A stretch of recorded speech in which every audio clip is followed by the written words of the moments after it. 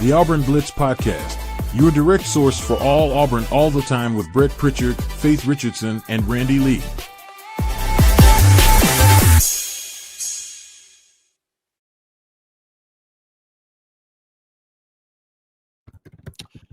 What's up, everybody? Welcome into the Auburn Blitz Podcast here on this Monday morning. We are glad that you have joined us wherever and whenever it is that you join us and make an Auburn Blitz part of your daily Auburn athletic intake. I'm Brett Pritchard. That is Jason Caldwell with Auburn Undercover 24/7. Jason, always good to have you on. It's been a couple of weeks.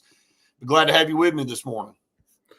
Yeah, no, it's good. Got back from a very different game over the weekend in Nashville, but looking forward to this bye week here. Is I know y'all are busy with high school and playoffs, and I'll get a chance to go watch a game Friday night as well. So looking forward to that. Basketball, some baseball, a very different week this week with coaching search probably dominating much of that, even though I don't expect a whole lot of news this week. Yeah, I don't either. I think that's a good place to start, Jason. You'll start hearing some things probably leak out this week. I mean, just like you normally do, and especially with it being an off week. And you have a job where Cohen said that he'd like to have somebody in place or an announcement after the Iron Bowl, which, I mean, that would be optimal because of the portal and everything that goes into it now. You don't want it to drag out. But, yeah, I think, that you'll probably start hearing some names and some talks of maybe some Zoom interviews with agents and stuff like that. But, it's kind of all over the map right now. And I know a lot of people focused on the result of this past Saturday with Vanderbilt. And I said all week, I said, if you're legitimately giving DJ Durkin a chance at this job, you will not take into effect a 3-game schedule for him and go win these 3 games and see if you can be the head coach. I think you have to dive a lot deeper into that for him, and he almost pulled out a win. I know that sounds like the same tone of what Hugh Freeze did. He almost pulled out a win. He almost won this. He almost won that. But there were some differences to it. He was handed the baton of this job on a very short amount of time, and then you got to go and play a good Vanderbilt team, Jason. And, I'll start with this. Where the heck has this offense been? And I know that you like Coach Freeze, and I like Coach Freeze as a person, but, there's a part of me that says you got to be a little embarrassed, when you couldn't get to 20 hardly ever, and then your offense comes out the very next week within 6 days and puts 38 points on the board. I mean, it is what it is. Yeah, no, it was obviously I expected to see some different things. They did the kind of things I was hoping to see, which is get some tempo going and get the ball in the hands of your best players. It sounds simple. Sometimes simple gets overlooked by coaches, and hey, people make mistakes. Everybody does. I make them every day as well. But sooner or later, you got to get back to, okay, what's the basic tenets of an offense, and it's to get the ball in the hands of your best players. Right. DJ Durkin talked about it. I think as a defensive coach, sometimes that's the best position to be in, where you're going, hey, if it was me, this is what I wouldn't want to see. This is what I wouldn't want to defend. The first thing was tempo. We saw Vanderbilt do it to Auburn Saturday as well, and it was the difference in the game is Vandy went tempo too. It changes what you're able to do on defense. You can't disguise a bunch of things. You just got to line up. It makes it much simpler for the quarterback. It makes it simpler for the offensive line. I thought all those things showed up for Auburn as well. Offensive line played better because they got on the line of scrimmage and snapped a football. They didn't stand around and wait. The times they did stand around and wait is when they had a couple of false starts, when they changed personnel on the goal lines and did some of those things. Yep. That's when it creates anxiety. When you just get to the line of scrimmage and snap the football, there's no anxiety. It's just, okay, what am I doing? Let's go. I thought that played a big part in what Auburn did. And then I thought Ashton Daniels was really good. Threw the ball in the face of pressure at times. Hey, when I need to, you know what I need to do? Just throw it up in the air to number 8. That's usually a pretty good recipe for success, and they did some of those things. And so I thought offensively it was as good as an Auburn team has played in quite a while. Wasn't quite enough because, hey, the guy on the other side of the ball was a little bit better Saturday in number 2. But, man, it was, even though the result was the same, to me, that felt completely different than any game we've seen in quite a while for Auburn football. Well, this was an Auburn team, Jason, that fought to the end. And, yeah, they gave up the lead, but they fought back and ended up making plays to get to overtime.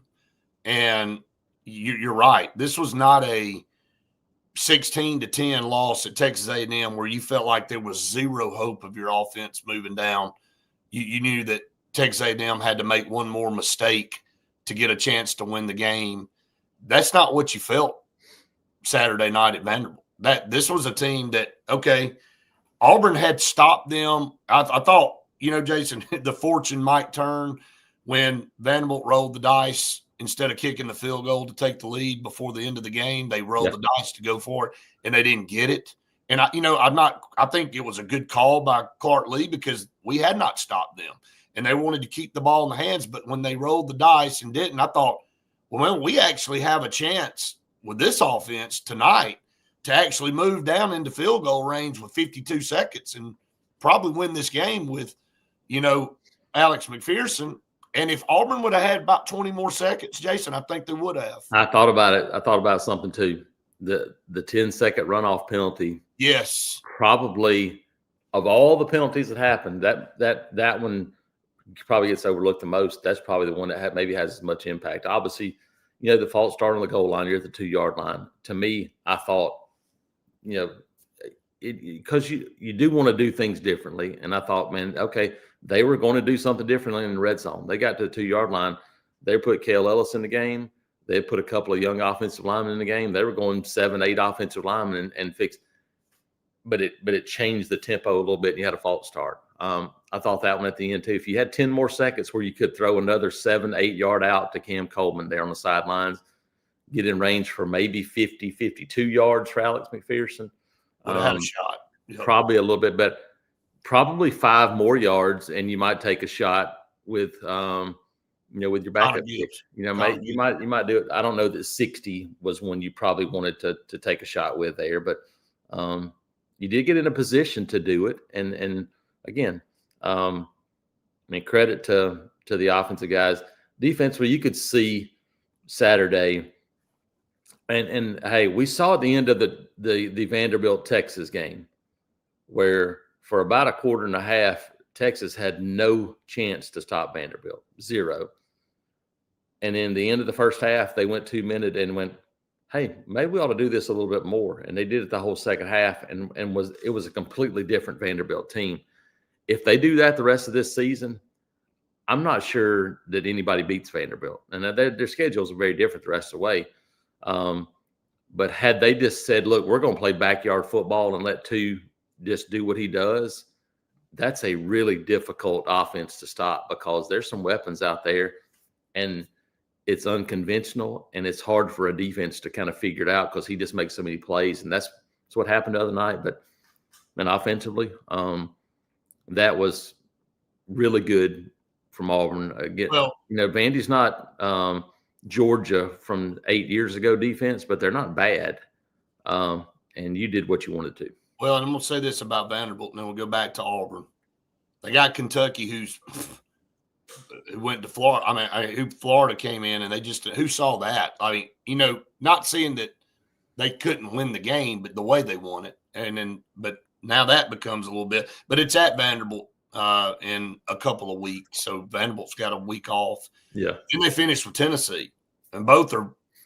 I would say both should be wins for Vanderbilt. You're looking at a team that's about to win 10 games, but if they had lost that game to Auburn Saturday, they were out.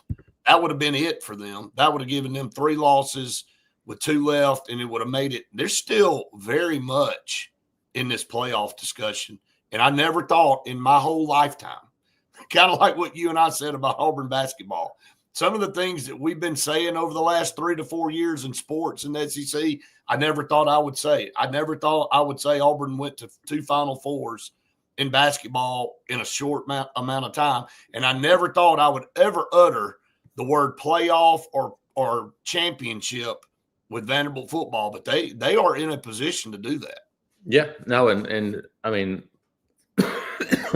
they've got some players, but if two's not on that team, if it's not, he's absolutely. They're probably a 6-win team, and that's the difference a guy like that can make, and he's made. We know all about that at Auburn.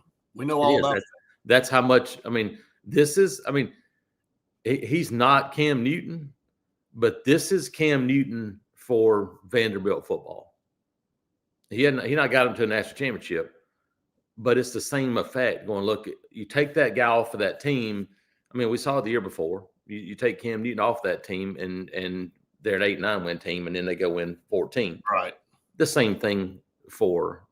There's some other good players on this Vanderbilt team. There were good players on that 2010 Auburn team, but having a guy like that pushes it, and that's what Vanderbilt has gotten.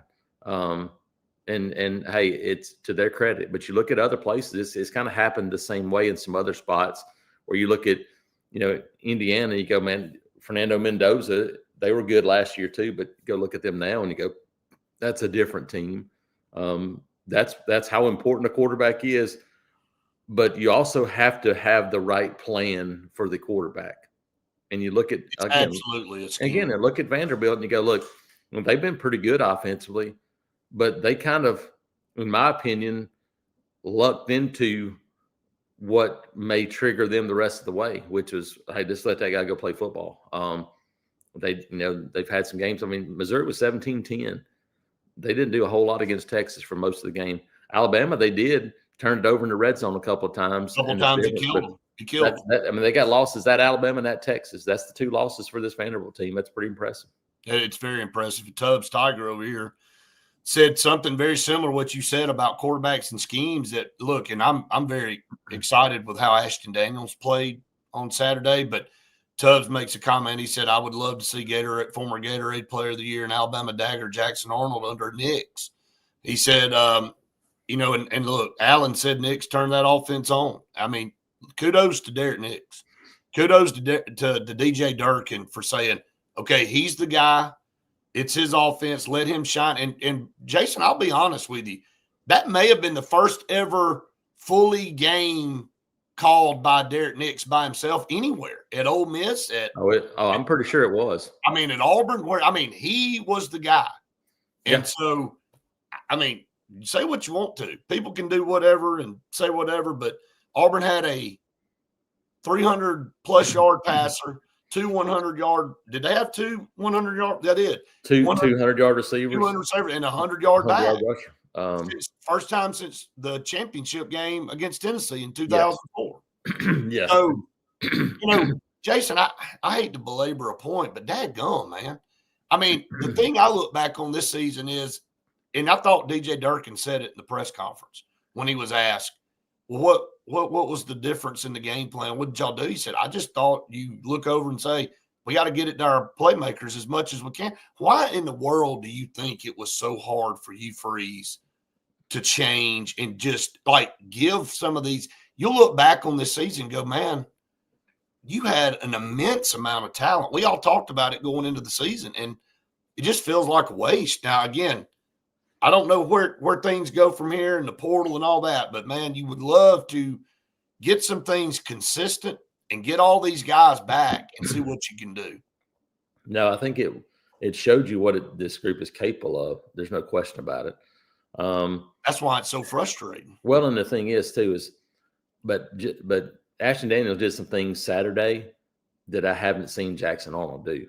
One of which was throw the football under pressure and threw the ball away. Now, what about the throw Jason made where he was literally getting hit immediately as soon as the ball snapped and threw it to was it Singleton? He threw it Singleton in the slot. I mean, he did some things that we had not seen in the last couple of years. Really, I thought it was a different quarterback executed game I than do. we've seen. And I And think it's that from 1 week that to was the more than next. just the plan.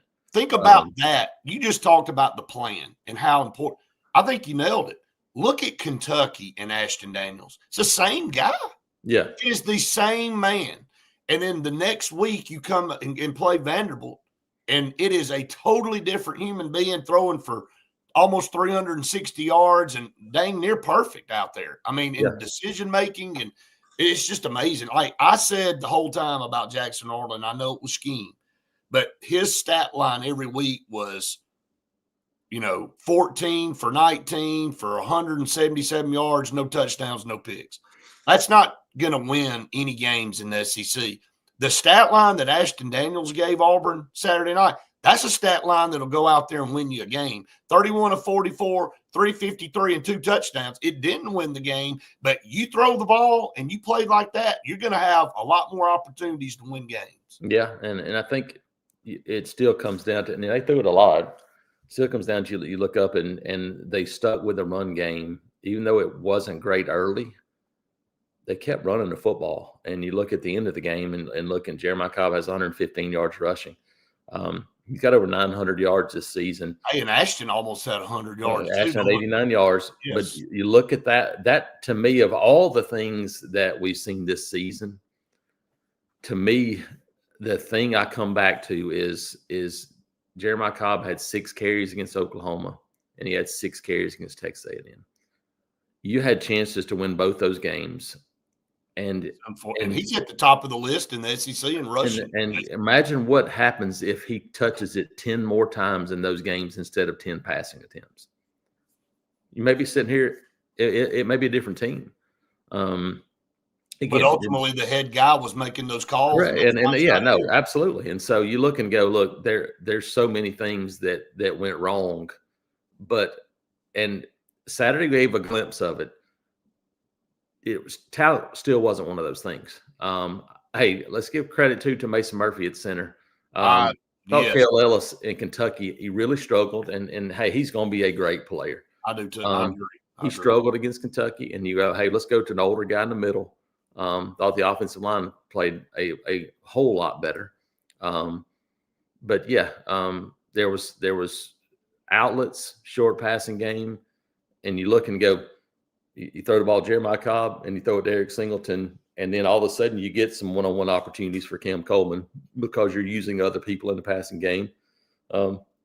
It was everything I thought this offense could be this season, and it took it to week 10 with an interim coach for it to happen, which was kind of crazy. Yeah. All right, let's talk about some partners here, and then I'll come back. I want to talk about DJ Durkin, what he had on his back this week and in the preparation, and maybe the defense taking a little bit of a step back because of what he had to do as a head coach. But let's talk about that in just a minute.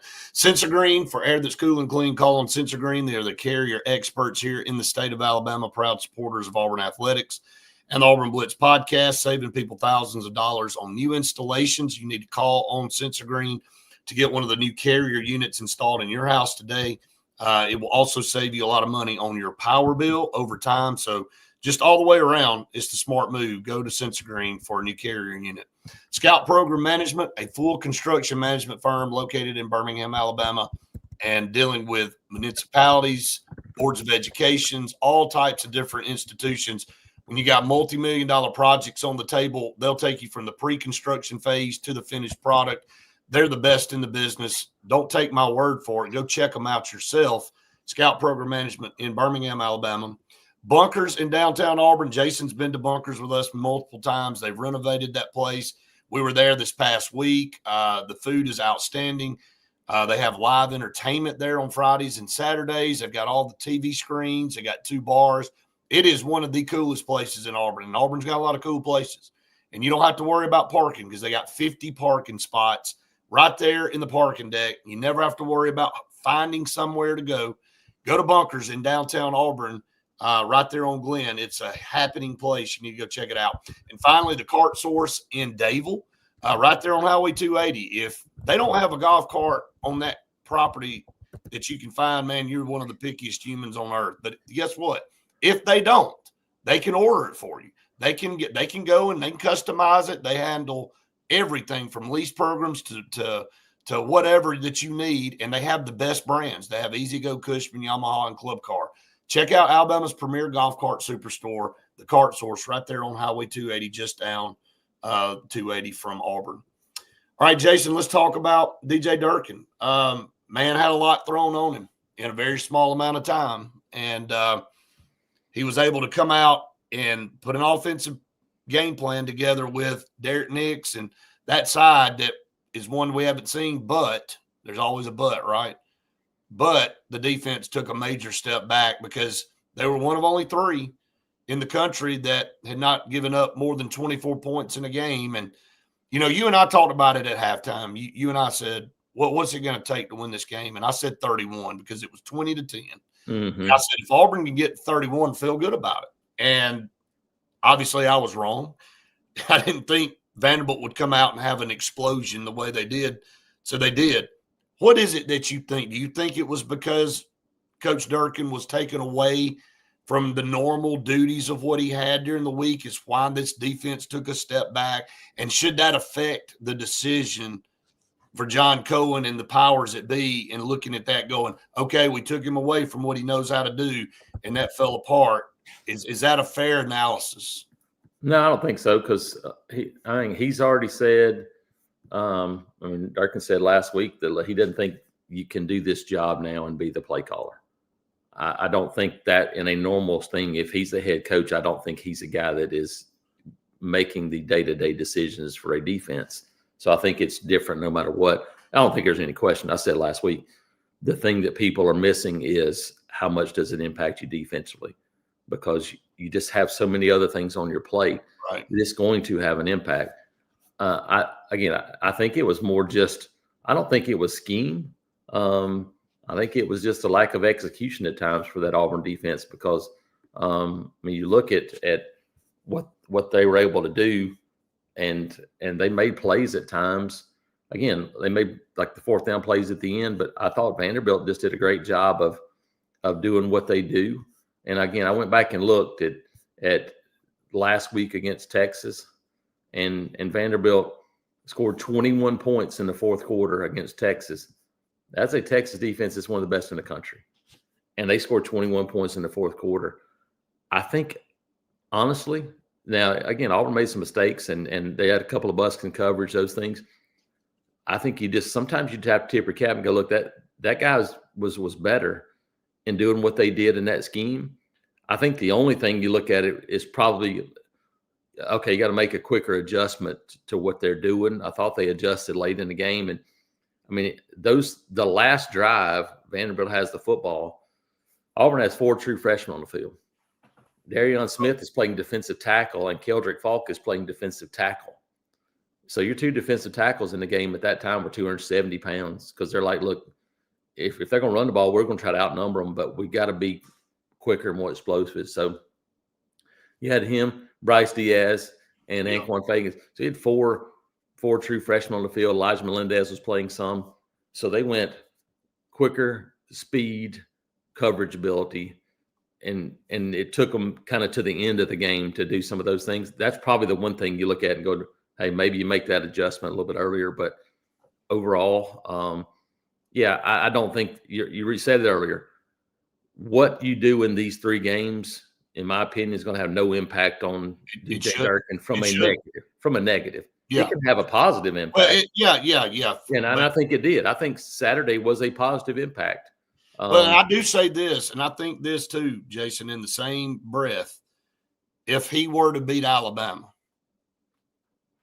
that shouldn't be the only thing you take into effect of hiring him either. Like we said this last week. Right.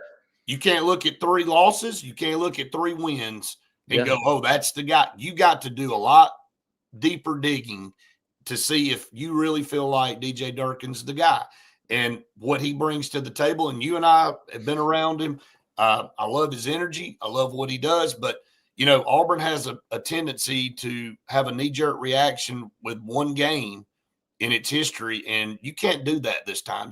Look, if you go win the Iron Bowl, that's great. All right, take a step back and look at the big picture. And like you just said, have we seen improvement over the last 3 games? it to enough to where we go, that's our guy. He gives us consistency. We probably are able to keep the majority of this roster because he's got a relationship. There's a lot that goes into that. Yep. And I think that's the thing. You look and you go, 1 week, you can see the energy. You see those things. And you go, hey, all right, can you build on what you've done offensively? Do you go back to playing defense the way you've done now that it settles in a little bit? You take a deep breath.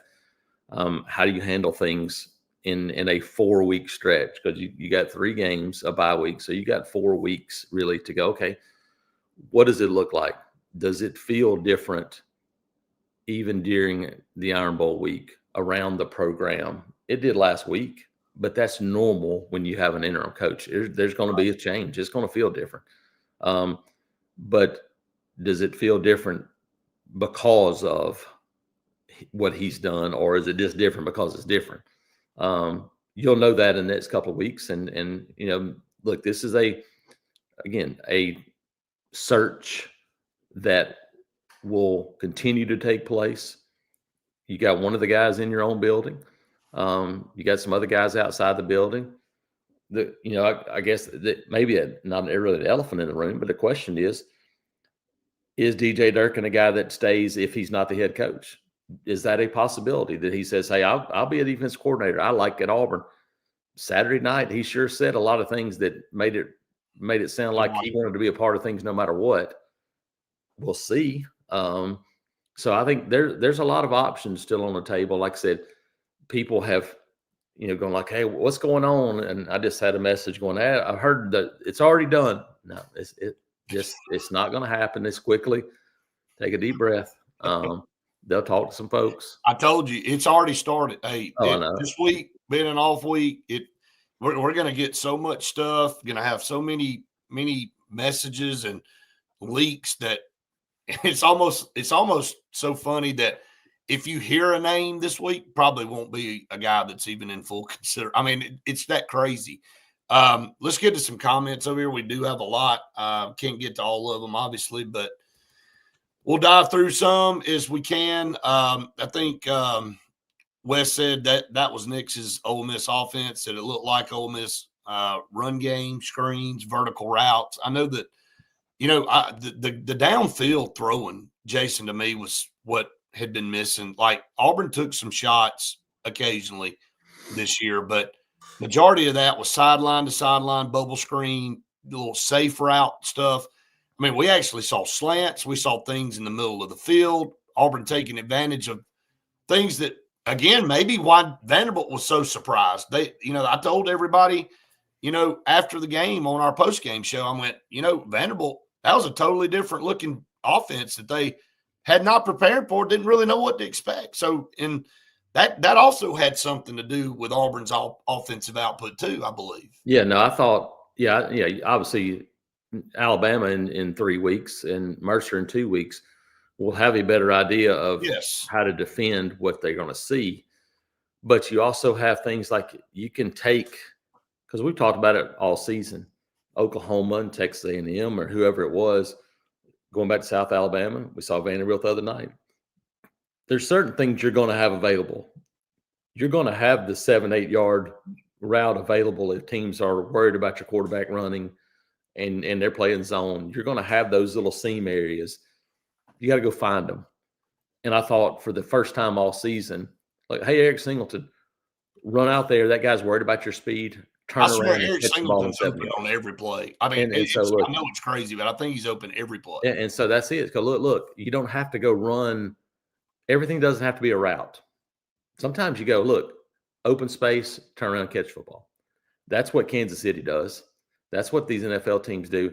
Everything doesn't have to be, we got to run this 12-yard. Like sometimes the best thing is to go find some grass or turf, turn around and catch football, because they're not going to let you run by them. They're playing back so far, yeah. And then make the guy miss. And so I thought it was very simple in its approach, but then you give yourself chances to throw the ball down the field because of what you're doing in the middle of the field, short passing game, throwing the ball to Jeremiah Cobb, all those things.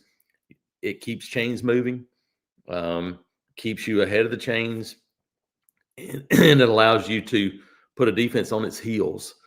And that's the first time this entire season that an Auburn offense has had rhythm. Baylor a little bit when it was all running game. But that's the first time this season where I went, man, those guys are having fun playing offense because they're getting to the line of scrimmage. They're snapping the football. There's some pace to it. There's some tempo to it. That's the first time I've seen it all season. Yeah, and you said it.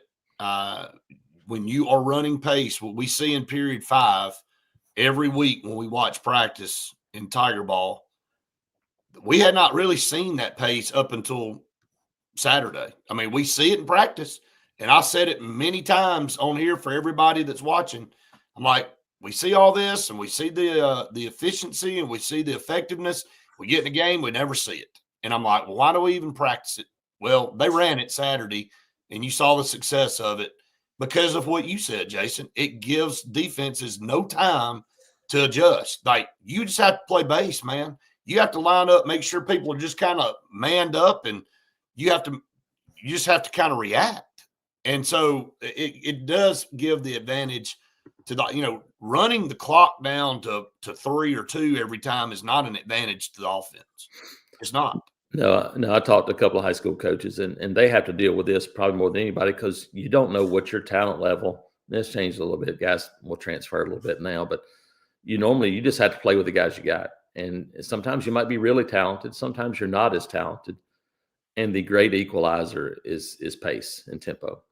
That's how you equalize. It used to be, well, we're going to run the wishbone or we're going to run the wing T when we're not as talented. Now we're going to get to the line of scrimmage, snap the football.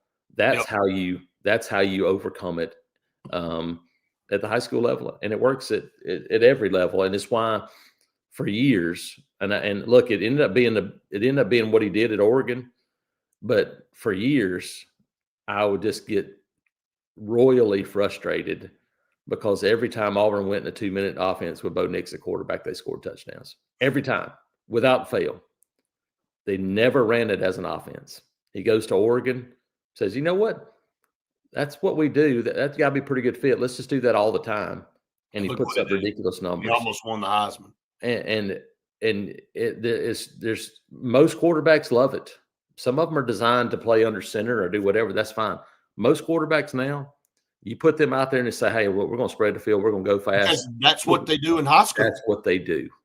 That's what they are used to doing in high school. Yeah. Now here's the thing: you got to be good at it, and you got to have good players outside. And I'll say this about what Tubbs said over here. Look, Jackson Arnold in Tiger Ball is much better than when he's back there, like you said, waiting for the clock to run. Again, I don't know what we'll see next Saturday. That's another thing I want to ask you about here in just a minute. But maybe to me, Jackson Arnold always played better when it was just reaction, not just having to sit there and go through progressions. And he fits exactly what you're saying. It's a guy to get to the line of scrimmage, snap the ball. He can run. If the pass isn't there, he can make a decision to pull it and go. Maybe he hadn't had a fair shot this year. I know Hugh Freeze went and picked him, and I know he's had opportunities, but maybe in the scheme he's been in, maybe he hasn't had the best opportunity either. Yeah. I don't know. For me, if I was Auburn, not if I'm DJ Durkin, and that's different conversation. But if I'm Auburn, then the first thing you have to find out is, okay, Ashton Daniels, do you want to come back another year? If you want to come back, then we will preserve your red shirt and we won't play you against Mercer. That's the first question I have. The second one is, if, yes, you want to come back, then my second question is, I have to know what Deuce Knight looks like. If I'm Auburn, for the next coach, whoever it is, you have, in my opinion, you have to know what Deuce Knight can do. Now, you're not going to learn everything about that against Mercer, but I would give him 2 weeks to do the same things we just did. Let that be his game. Same offense. But you don't play Ashton Daniels in Mercer. I mean, you can't burn it. Well, again, it's up to him. Yeah, I know. I'm just saying. Yeah, if he says, look, my plan is not to come back anyway. I'm ready to move on, whatever, then you just go ahead and play. But if he says, look, I would love to come back and have a chance to maybe be the starting quarterback at Auburn next year. Or I want to play somewhere next year, no matter what. Yeah, let him make And the call. then yes. I But think either way, he would probably want to save that red shirt to give him an option. maybe You know, you just I'm don't know. just adding on the table. It ain't on the table if he plays against Correct. And so my guess is he would want to save it just in case. And in that regard, if I was Auburn, then I would want to see what Deuce Knight can do. I agree. Give him 2 weeks to get those reps. Ashton still gets the reps to stay sharp and do some things to get ready for Alabama. But I would go, all right, Deuce, here's the plan, here's the offense, here's what we do. Now go run it and just turn him loose. I think you need to know what he can do. And if you leave this season with 6 or 7 losses and you don't know what he can do, to me, that is a disservice to everybody involved. No, I agree. And look, it may be tremendous what you see in 2 weeks with them out there, and that may stir up more people going, my God, why haven't we had him out there? Why is it? And so you open yourself up for that. But I'm with you. I think at this point, with such a highly touted freshman in Deuce Knight, for him not to have seen the field any more than he's seen it this year, if he doesn't get that opportunity against Mercer, I think it's a disservice. Let's talk about some more of these comments. I know Jason, we just talked about the defensive performance there. Definitely think maybe something was, with the head coaching duties maybe taken away a little bit, but Vanderbilt's good. I mean, Vanderbilt with Diego Pavia, you look at that guy on the field, and you and I were standing down there, Jason, and you think, how is this guy doing what he does? I mean, he's small, things are unorthodox, but he's just a gamer, man. Like some guys, it's unexplainable. You get in the game and it's like you can't get a hand on him. He makes the perfect pass. It doesn't look like it should be the right the arm angle ain't right. All the technicality goes out, but he just playing backyard football, making plays. I watched a kid that was unexplainable to do the things he did for his entire life, and it was my nephew. There's no reason that 5'8" on a good day should have been one of the best players in D2 football at West Alabama and did the things he did, but you couldn't coach it. It was there, right. And that's the same thing with Diego Pavia. And so it's not explainable because I don't know how tall he's listed, but he's not as tall as whatever he is. He's probably 5'10". Maybe. But he can play. And we've seen Jeremiah Masoli, and we've seen guys like that where you go sometimes, and it's a good lesson because college coaches they're not going to recruit guys like that. You always want to recruit the big guy with a strong arm and the guy that can run and is really athletic. And oftentimes the guys that win the most games are the guys that just have to battle and scrap and fight and claw. He's definitely the reason Vanderbilt's winning. No question about it. And so, yeah. Well, Jason, I know you got to run, brother. And I appreciate you so very much for being on with us this morning. And tell everybody how they can keep up with you at 24/7. Yep. Check us out, auburnundercover.com, part of the 24/7 network. Got a subscription special going on right now. I think it's 60% off. So come check us out there. Lots of coaching service talk, basketball, a couple of games this week. Got baseball World Series, some baseball going on as well. So pretty busy bye week right now here late in the season. Jason, appreciate you so much, buddy. I'll see you this week. Sounds good. All right, everybody moving forward, get to some more of our partners here, and then I'll close it out this morning. Several comments I want to get back to before we get off. And if you got some more comments coming in, I'd love to hear them, and I'll do my best to give my take on them. So Number One Customs for all your bathroom, kitchen, living room, whatever room in your house, renovation.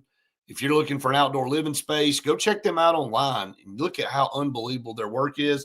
You can go to my Facebook, my Instagram, and look at the remodel they did on our bathroom. It's unbelievable. 334-752-6162. Seriously, you need to call them. They do unbelievable work. They're very reliable. And I mean, you're going to be blown away with the product. JFA Blue Plumbing, their sister company, 844 JFA Blue, for the Home Atlas water filter duo system installed into your house, $1,599. What a great Christmas present. Fully filtered water in your house in every faucet. And if you see what comes out of that filter, you'll be glad you did it. So check out JFA Blue Plumbing. Again, call them 844 JFA Blue.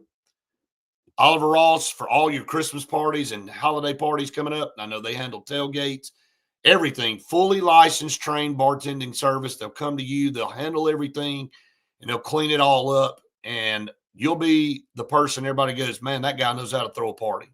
So Oliver Ross will come make you look good at your Christmas or holiday party. Check them out.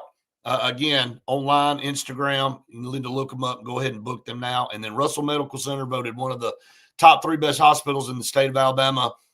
They are part of the UAB healthcare system now. I don't know that there's a better healthcare system in the world. UAB Health, I can personally attest to that with things from our family. So Russell Medical Center, big-time hospital and medical care in a small-town environment. Don't have to deal with all the hassles of going to a big city. Check them out there. All right, some more comments coming in.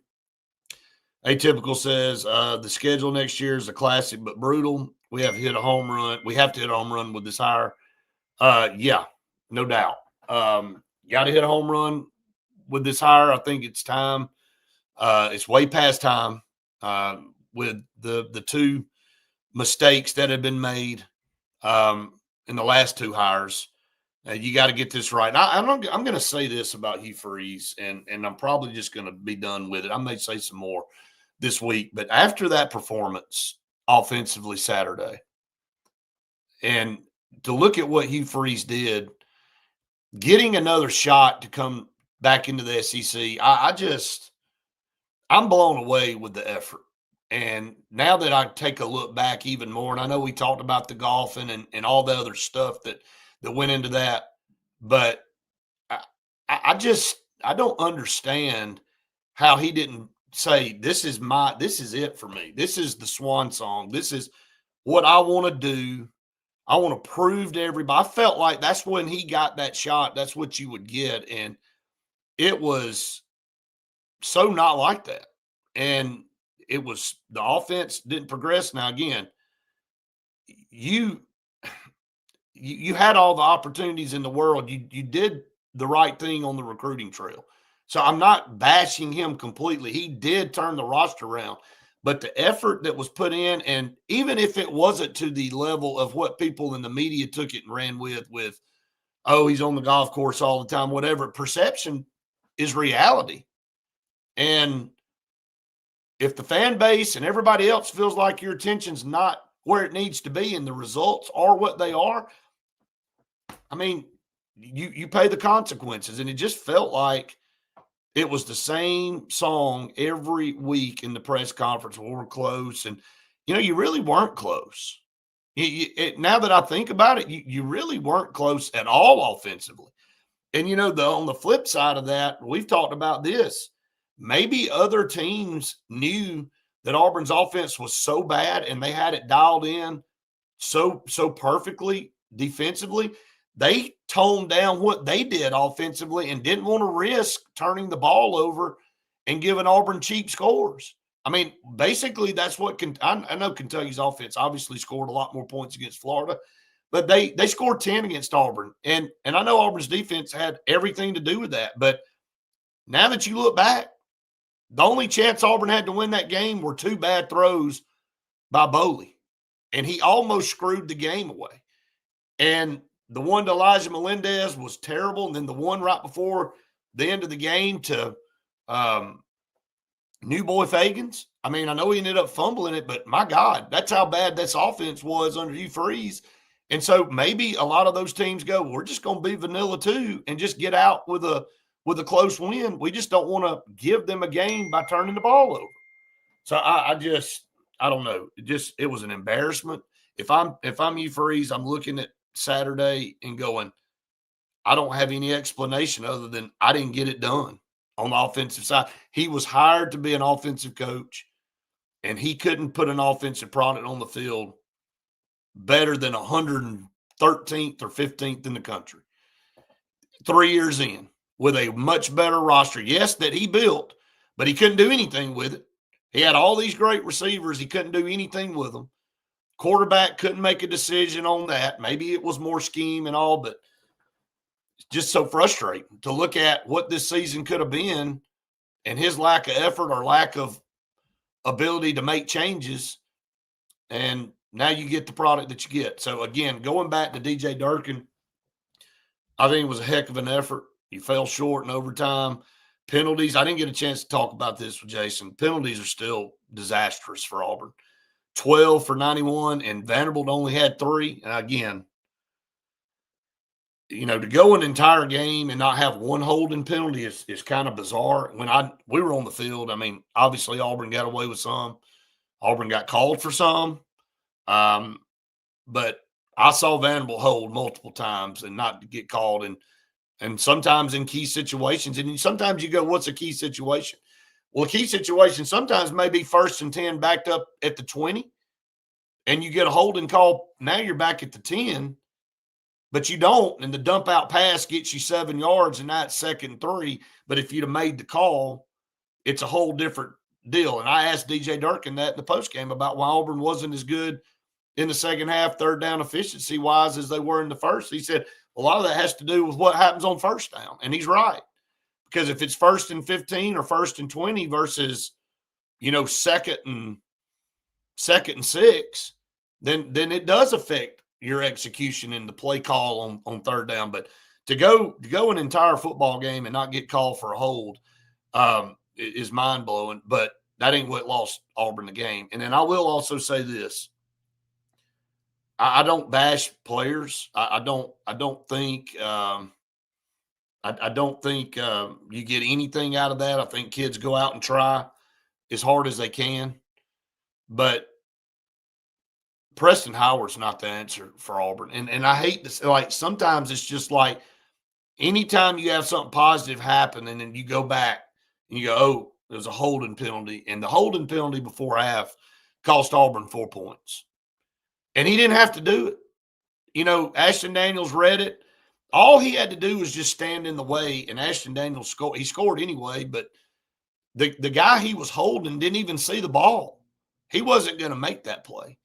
And so, and you've got to be better than that at this level to know you can't wrap your arms around somebody in the middle of the field and not get called for it. And it cost Auburn 4 points. Now, would that have been the difference in it? I don't know.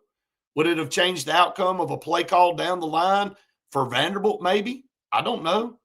But instead of being up 24-10 at half, you were up 20-10. And I know you go, well, you still were up, but man, in a game like that, everything matters. And so there's just been key times in games this year. You've gone to Preston Howard and he's dropped the ball. He's gotten called for multiple holds and false starts and things. It just hadn't worked, man. I don't know what else to say.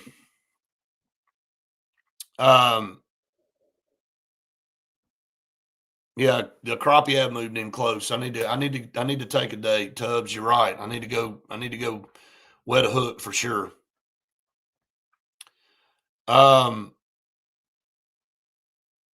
I think him not working with the team during the week and then calling plays on Saturday hurt the team, talking about DJ Durkin. I definitely think it had something to do with it. Again, that goes back to I don't want to have this as an audition for these 3 games be the only thing that determines whether he either doesn't get the job or gets the job. I think you have to, again, I'm going to say that until something is decided. And I'm not advocating for anybody. I'm not pushing for John Summerall. I'm not pushing for DJ Durkin. I'm not pushing for anybody. I am basically saying that the situation that DJ Durkin's in, you have to dig a lot. You have to dig a lot deeper. So Preston has been targeted when the game is on the line 3 times now. Yeah, I agree. Just not making plays. I mean, he's had opportunities and he hadn't done it. Keith said Durkin is a great DC, but based on his history, not. And see, he doesn't have a extensive history, Keith, as being a head coach. But I'm with you. I think that's something that you have to take into effect. But I know for people out there saying either Durkin's the guy or John Summerall got to go get him or got to go get Brom or got to go get. I don't know that you got to go do anything. I think nobody knows what anybody can do until they're handed the job. I mean, you've got resumes and things to build off of. I mean, if you want consistency in this day and age, you would lean Durkin if you see this team improve over the next 2 weeks through the Iron Bowl. I mean, you may do something, you may look at it that way and go, hey, from a portal situation and trying to keep, staff and whatever, if you're happy with the staff, but some people think that this whole culture in Auburn is broken. And maybe you need to just clean the whole thing out. That's the whole other side of this deal.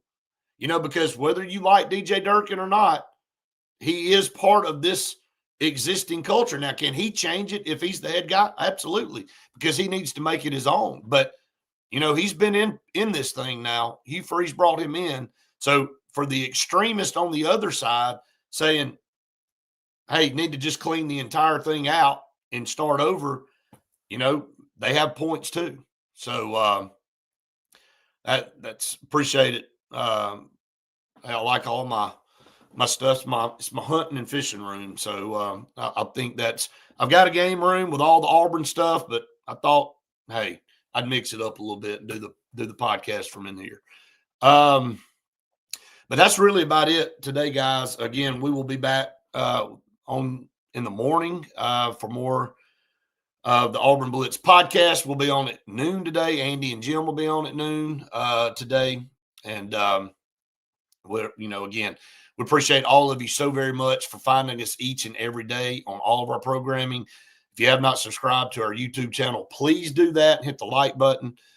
Faith will be back with me tomorrow. It's traveling back from Nashville today. So, again, we'll be back together tomorrow. Again, appreciate all of you so very much. Have the best day ever. Do some good things. You got Veterans Day tomorrow. Go out there and thank some people, man, for the country that we live in. And we will see you tomorrow for more of the Auburn Blitz.